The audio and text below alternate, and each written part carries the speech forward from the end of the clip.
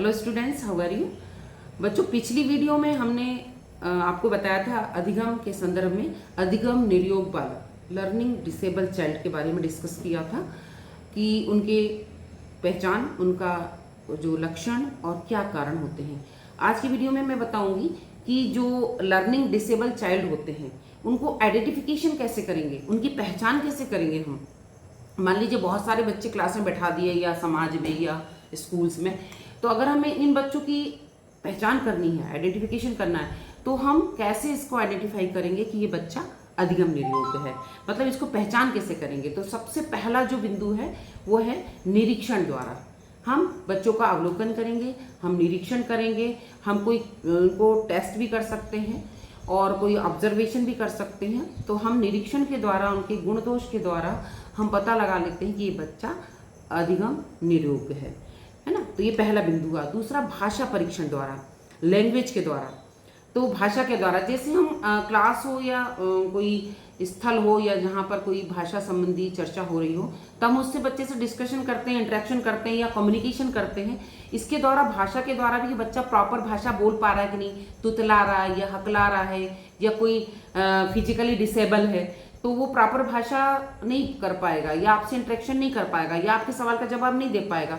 तो इस टाइप का बच्चा कौन सा होता है, भाषा परीक्षण द्वारा हम उसका पता लगा लेते हैं कि ये लर्निंग डिसेबल, भाषा संबंधी इसको प्रॉब्लम है।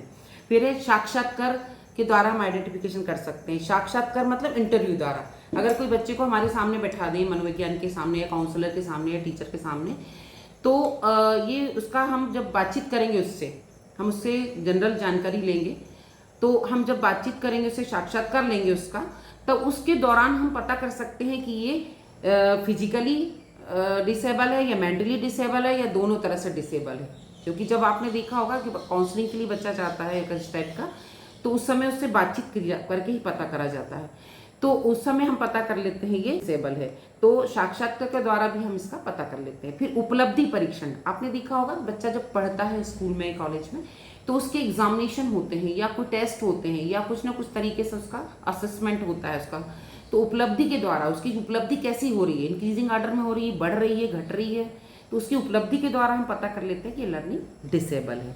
तो ऐसे हम उसकी पहचान कर सकते हैं। फिर योग्यता परीक्षण द्वारा, योग्यता निरीक्षण द्वारा, योग्यता के द्वारा कि एक बच्चा जो सामान्य होगा या गिफ्टेड होगा, सामान्य होगा या गिफ्टेड होगा, तो वो बच्चे में वो सारी एबिलिटी होगी जो एक सामान्य बच्चे में होती है, खेल के प्रति, पढ़ाई के प्रति या कोई डिस्कशन के प्रति या कोई एक्टिविटी के प्रति, या जैसे को करिकुलर एक्टिविटीज होती है, सब में पार्टिसिपेट करेगा।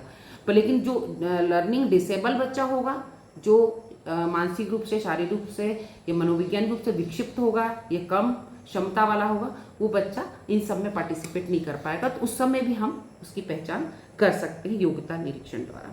फिर मानक या निदानात्मक परीक्षण द्वारा, जो निदानात्मक परीक्षण होते हैं, तो निदानात्मक परीक्षणों द्वारा भी हम इन बच्चों का पता कर लेते हैं, इनका टेस्ट द्वारा, ये निदानात्मक परीक्षण द्वारा, कि बच्चा किस योग्य है या कौन सी क्षमता वाला है।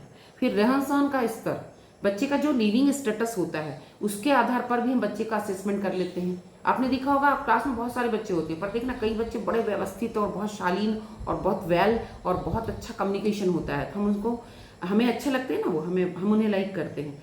तो इस टाइप के बच्चे आपको पहचान में आ जाएंगे इनके लिविंग स्टेटस से, है ना, क्योंकि परिवार का इफेक्ट भी उन पर पड़ता है। तो परिवार एवं समाज के अभिमत, बच्चों के परिवार के लोग, समाज के लोग जब टीचर्स को या साइकोलॉजिस्ट को या उनके द्वारा मत देते हैं कि बच्चा सुनता नहीं है या कुछ आता नहीं है या सीखता नहीं है, तो जो उनके मत रहते हैं, अभिमत के द्वारा भी हम इनको आइडेंटिफिकेशन कर सकते हैं। फिर उनका ऑफ एजुकेशन यानी शिक्षा का स्तर, वो बच्चे ग्रोथ ही नहीं कर पाएंगे ना, जब लर्निंग डिसेबल हैं, वो सीख ही नहीं पा रहे हैं, तो उनका ग्रोथ एंड डेवलपमेंट सारा रुक जाएगा। वो ग्रोथ एंड डेवलपमेंट, और अगर ग्रोथ हो भी रहा है लेकिन उनका डेवलपमेंट नहीं हो पाएगा क्योंकि वो लर्निंग डिसेबल है। तो हम इस टाइप के बच्चों की पहचान इन आधारों पर, इन बिंदुओं पर हम उनकी पहचान कर सकते हैं कि ये बच्चा लर्निंग डिसेबल है। तो बच्चों, आज मैंने आपको अधिगम निर्योग बालकों की पहचान कैसे की जाती है, कैसे पहचान करोगे कि ये लर्निंग डिसेबल है, इसके बारे में डिस्कस किया। आज के लिए इतना ही। Thank you so much.